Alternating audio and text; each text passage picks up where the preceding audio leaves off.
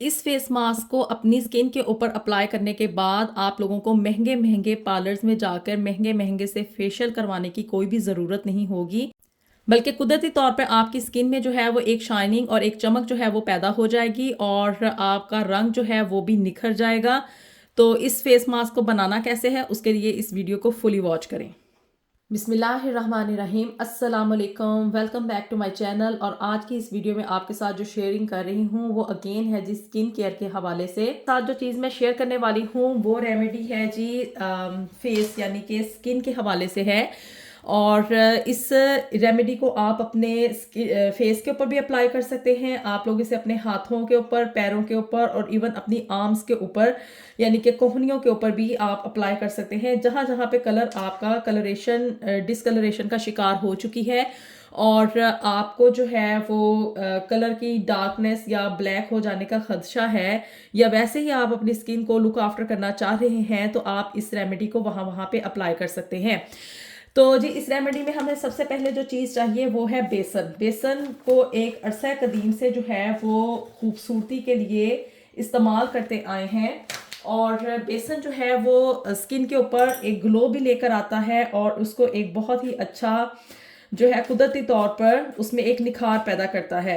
लेकिन वक्त गुजरने के साथ साथ जो है वो हम लोगों ने इसका इस्तेमाल बहुत ज़्यादा कम कर दिया और हम लोग जो हैं वो क्रीमों के इस्तेमाल यानी कि जो केमिकल वाली क्रीम्स होती हैं उनके ऊपर ज़्यादा ट्रस्ट करने लग गए। लेकिन असल में होता क्या है कि जो इफ़ेक्ट ये बेसन की वजह से यानी कि नेचुरल रेमेडीज़ की वजह से आता है, स्किन के ऊपर जो ग्लो और जो निखार आता है वो आपको किसी भी और केमिकल की वजह से नहीं मिल पाएगा। तो जी इसमें जो सबसे पहले हमने चीज़ इस्तेमाल करनी है वो है जी बेसन। इसको मैंने छान लिया है ताकि हमारा मिक्सचर जो है वो एक स्मूथ सा मिक्सचर हमें मिल सके। और इसमें अब बेसन के साथ हम जो अगली चीज़ ऐड करने जा रहे हैं वो है जी नटमेग पाउडर, यानी कि ये जायफल और जवतरी। आपको जो है वो किसी भी पंसारी की दुकान से, जहाँ से भी आप अपनी ग्रॉसरी वगैरह करते हैं, वहाँ से आपको इजीली मिल जाएगा। और ये देखें जी ये पाउडर फॉर्म में है। इसको नटमेग पाउडर भी कहा जाता है और आम जबान में इसको हम लोग जो हैं वो जायफल और जवतरी इसका पाउडर कहा जाता है। ये मैंने हाफ टी स्पून जो है वो भर के ले लिया है। इसको हम सारे का सारा अप्लाई करेंगे। और इसके साथ जो नेक्स्ट चीज़ आ रही है वो है जी बेकिंग पाउडर। बेकिंग पाउडर जो है वो स्किन की बहुत अच्छी जो है वो एक क्लीनिंग करता है, एक एक्सफोलिएटिंग एजेंट के तौर पर ये एक्ट करता है। और ये जो नटमेग पाउडर मैंने इसमें ऐड किया है ये इसमें एक जो है वो स्क्रबर के तौर पर इस्तेमाल हो रहा है। स्किन की बहुत अच्छी स्क्रबिंग जो है वो इस नटमेग पाउडर की वजह से हमें हासिल होती है। और एक्सफोलिएशन के लिए हम जो है वो हाफ टी स्पून इसमें मैं बेकिंग पाउडर इस्तेमाल कर रही हूँ। मुझसे अक्सर जो है वो व्यूअर्स ने पूछा कि बेकिंग पाउडर इस्तेमाल करना है या कि बेकिंग सोडा इस्तेमाल करना है। तो मैं हमेशा जो है वो अपनी रेमेडीज़ में बेकिंग पाउडर ही को प्रेफर करती हूँ, क्योंकि बेकिंग पाउडर से जो एक्सफोलिएशन और स्किन के ऊपर एक रिंकल्स के अगेंस्ट जो इफ़ेक्ट आता है उसको ये बहुत अच्छा रिकवर करता है। तो हमेशा बेकिंग पाउडर ही मैं इस्तेमाल करती हूँ। और इसके साथ जो जा रहा है वो है एलोवेरा जेल। एलोवेरा जेल आप जो मार्केट में अवेलेबल है कोई सी भी एलोवेरा जेल इसमें ले सकते हैं। और अगर आपको जो है वो ओरिजिनल फॉर्म में यानी कि प्लांट फॉर्म में जो ऑर्गेनिक एलोवेरा मिल रही है, अगर उस तरह से भी मिल जाए तो वो बहुत ही अच्छा है, मच बेटर है कि आप एलोवेरा उस तरह से ले लें। एलोवेरा जो है स्किन के ऊपर एक सूदिंग इफेक्ट लेकर आती है। स्किन के ऊपर जो है किसी भी किस्म की एलर्जीज और उसमें रेडनेस नहीं क्रिएट होने देती। स्किन में वाइटनिंग क्रिएट करती है, स्किन को जो है ये स्मूथ करती है। और इसके अलावा जो स्किन को जो है ये एक बहुत ही कामिंग और सॉफ्ट सा इफेक्ट देती है। तो जो एलोवेरा जेल है मोस्टली इसको पार्लर्स वगैरह में भी ब्लीच के बाद अप्लाई किया जाता है ताकि स्किन जो है वो काम डाउन हो जाए और उसके ब्लीच के जो साइड इफ़ेक्ट्स हैं उनको ख़त्म करने के लिए भी यूज़ किया जाता है। तो जी यहाँ पे मैंने एलोवेरा जेल जो है वो इसके अंदर ऐड कर दी है। साथ में इसमें जा रहा है लेमन जूस। हाफ लेमन का जूस जो है वो इसके अंदर हम लोग ऐड कर देंगे। इसके सीड्स मैंने पहले से निकाल लिए हुए हैं। तो आपके पास अगर लेमन नहीं है तो आप लेमन का जूस भी जो है वो इसमें इस्तेमाल कर सकते हैं। और इसके साथ जो नेक्स्ट इंग्रेडिएंट जाएगा वो है जी हल्दी। हाफ टी स्पून के करीब जो है वो इसमें मैंने हल्दी ऐड की है। हल्दी जो है ये भी ज़माना कदीम से स्किन की लुक आफ्टर के लिए इसे यूज़ किया जाता है। इवन जो एशियन कंट्रीज़ हैं जैसे कि इंडिया है, इंडिया की मैं मोस्टली मिसाल दूंगी क्योंकि हम लोग पाकिस्तान बनने से पहले इंडिया इकट्ठा ही था।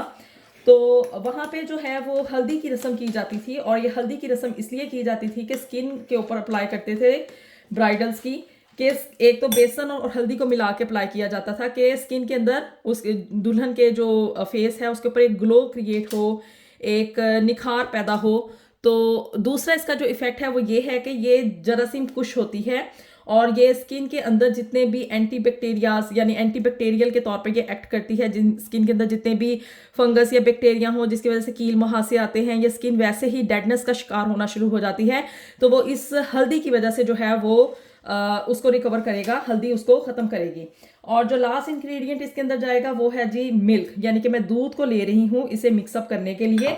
वैसे तो ये थोड़ा बहुत मिक्सअप हो चुका है, लेकिन मज़ीद हमें इसे जो है वो करना है, पतला अमेज़ा हमें चाहिए, क्योंकि हमने इसे स्किन के ऊपर अप्लाई करना है। तो इतना मोटा मोटा मिक्सचर जो है वो स्किन के ऊपर अप्लाई का मुश्किल होगा, तो इसलिए इसे मिक्सअप करने के लिए मैंने पानी की बजाय इस्तेमाल किया है जी दूध का इस्तेमाल किया है। दूध जो है स्किन की बेटरमेंट के लिए बहुत गुड है, बहुत ही अच्छा इफेक्ट जो है वो दूध का स्किन के ऊपर आता है। बाज़ लोग जो हैं वो इसमें क्रीम भी, यानी कि जो बलाई होती है दूध के ऊपर आने वाली बलाई, उसे भी इस्तेमाल कर सकते हैं आप लोग। अगर आपकी स्किन जो है वो बहुत ज़्यादा ड्राइनेस का शिकार है तो आप जो है वो दूध के ऊपर आने वाली क्रीम को इस्तेमाल करें, और अगर आपकी स्किन नॉर्मल है तो आप दूध का इस्तेमाल करें। और ये दूध जो है वो मैंने रूम टेम्परेचर के ऊपर लिया है। चूंकि मैंने इसमें बेकिंग पाउडर ऐड किया है तो देखेंगे थोड़ा थोड़ा जो है इसमें बबली सी अपीयरेंस आ रही है, और अगर आप इसे कुछ देर पड़ा रहने देंगे तो ये फिर से थिक हो जाएगा, यानी कि अगेन जो है ये गाढ़ेपन का शिकार हो जाएगा। और इसको फिर से अगर आपने अप्लाई करना होगा तो इसे आपको फिर से मिल्क डाल के यानी कि दूध डाल के पतला करना पड़ेगा। तो इसे मिक्सचर को बनाते साथ ही आपने जो है वो इस्तेमाल कर लेना है, इसे ज़्यादा देर पड़े नहीं रहने देना। अब आपको मैं इसका इस्तेमाल बता दूं कि आपने इसको अपने चेहरे के ऊपर, हाथों या पैरों के ऊपर, या अपने बाजुओं के ऊपर, इवन कोहनियों के ऊपर जो एक ब्लैकनेस सी आनी शुरू हो जाती है, और उसको ख़त्म करने के लिए ये जो फेस मास्क है बहुत ही अच्छा है। तो अब आपने इसको इस्तेमाल कैसे करना है जी। तो इसे इस्तेमाल करने के लिए देखिए अगेन जो है वो बेकिंग पाउडर ने अपना इफेक्ट जो है वो शो कर रहा है, थोड़ा थोड़ा सा थिक हो रहा है, लेकिन अभी ये स्टिल जो है वो अप्लाइबल एप्लीकेबल फॉर्म में है। तो इसलिए अब हम इसे अपनी स्किन के ऊपर अप्लाई कर देंगे।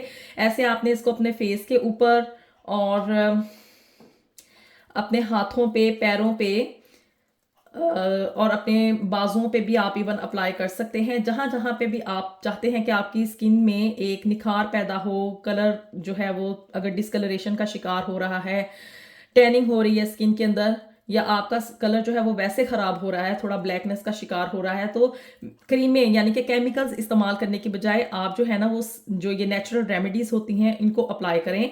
इनका बहुत अच्छा इफेक्ट आता है। एक तो ये कि आपकी स्किन के ऊपर कोई भी बैड इफेक्ट्स नहीं लेकर आते, यानी कि साइड इफेक्ट्स इसके कोई नहीं होते।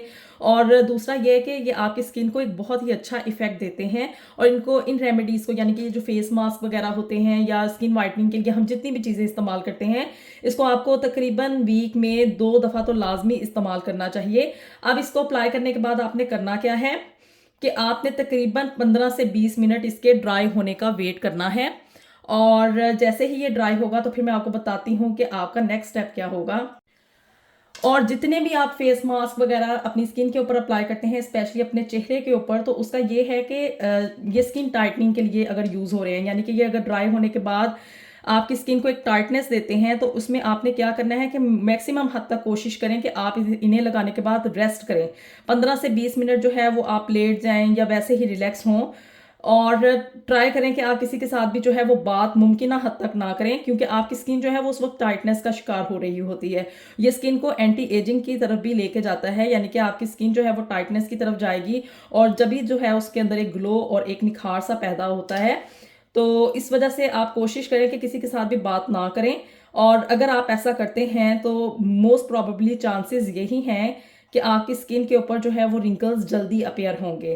तो इस बात का खास तौर पर ख्याल रखें कि जो भी चीज़ें, जो भी फेस मास्क आप अपने स्किन के ऊपर अप्लाई करते हैं जिसकी वजह से एक टाइटनेस क्रिएट होती है, अब चूंकि इसने ड्राई जब होना है तो ये स्किन के ऊपर थोड़ा सा अकड़ाव पैदा करेगा, जिसका मतलब ये है कि ये एंटी एजिंग है। तो इसलिए आप जो है वो मैक्सिमम हद तक कोशिश करें कि आप इसे लगाने के बाद किसी के साथ भी इतनी बातचीत ना करें। अब हम इसके ड्राई होने का वेट करते हैं, तो 15 से 20 मिनट के बाद मैं आपको बताती हूँ कि आपका नेक्स्ट स्टेप क्या होगा। जी, तो हमें ये मास्क अप्लाई किए हुए तकरीबन 15 से 20 मिनट हो चुके हैं और आप लोग देख रहे हैं कि ये मास्क जो है वो ड्राई हो गया है। और ड्राइनेस होने के बाद जो है आप खुद देखें कि ये इसकी वजह से जो है वो स्किन थोड़ी टाइटनेस का शिकार हो रही है, यानी कि स्किन के ऊपर आपको खुद से फील होगा कि स्किन थोड़ी अकड़ी अकड़ी सी महसूस हो रही होगी आपको। तो अब 15 से 20 मिनट के बाद जब ये कम्प्लीटली ड्राई हो जाए तो फिर इसको आपने रिमूव कैसे करना है। रिमूव करने का तरीका ये है कि जी आपने ले लेना है नीम गर्म पानी और उसको अपनी स्किन के ऊपर हल्के हल्के से अप्लाई करना है। ये नहीं करना कि आप एक दफ़ा से इसको उतार दें और इसका इफ़ेक्ट इतना फिर अच्छा नहीं आएगा। तो जी ये आपने ऐसे करके अपनी स्किन के ऊपर इसको दोबारा से वेट करना है नीम गर्म पानी के साथ। और अपनी अगर आपने चेहरे पे लगाया है या हाथों पे लगाया है या पैरों पे, जहाँ पे भी आपने अपनी स्किन के ऊपर इसे अप्लाई किया है, उसको आपने करना है जी रब। जैसे आप स्क्रबिंग करते हैं ना, बिल्कुल वैसे ही करके आपने अपनी चेहरे की जिल्द को और हाथों की जिल्द को और पैरों की जिल्द को जो है वो आपने रब करना है। और इस रबिंग का क्या फ़ायदा है कि ये आपकी एक तरह से स्किन की स्क्रबिंग कर रहा है, जस्ट लाइक आप जैसे जाके पार्लर्स में फेशियल करवाते हैं। तो ये फेशियल का एक आप कह लें सेकंड लास्ट स्टेप है। तो अब हमने इसको अच्छे तरीके से रगड़ना है अपनी स्किन के ऊपर। अगर आप इसे वैसे ही रिमूव कर देंगे तो इतना अच्छा इफेक्ट नहीं आएगा। और ये जो रेमेडी है या ये जो टिप है और ये फेस मास्क जो है, ये आप सर्दियों और गर्मियों यानी दोनों सीजन्स में आप इसको अपनी स्किन के ऊपर बिला झिझक इस्तेमाल कर सकते हैं। इसका ये कोई इफेक्ट नहीं है कि जी विंटर में अगर आप अप्लाई करेंगे तो एक अच्छा इफेक्ट आएगा, या अगर आप इसे समर में अप्लाई करेंगे तो तब ये इफेक्टफुल होगी। बहुत ही अच्छे तरीके से आपने इसको रबिंग करनी है अपनी स्किन के ऊपर, ऐसे अपने चेहरे के ऊपर और बाकी भी सब जगहों के ऊपर जहाँ जहाँ पे भी आपने अप्लाई किया है। तो आपने इसको रब करना है।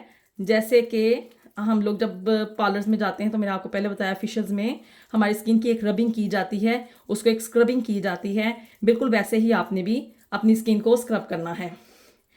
और जब ये अच्छे तरीके से आप लोग इसको अपनी स्किन के ऊपर रगड़ लें, मल लें, फिर आपने करना क्या है, आपने इसको नीम गर्म पानी के साथ अपने फेस को वॉश करना है। जी, तो अपने स्किन को वॉश करने के बाद अब आप देखें कि इसका इफेक्ट जो है वो पहले की निस्बत बहुत ही ज़्यादा नोटिसेबल है। स्किन जो है काफ़ी हद तक निखर गई है और कलर में एक ब्राइटनेस भी क्रिएट हुई है।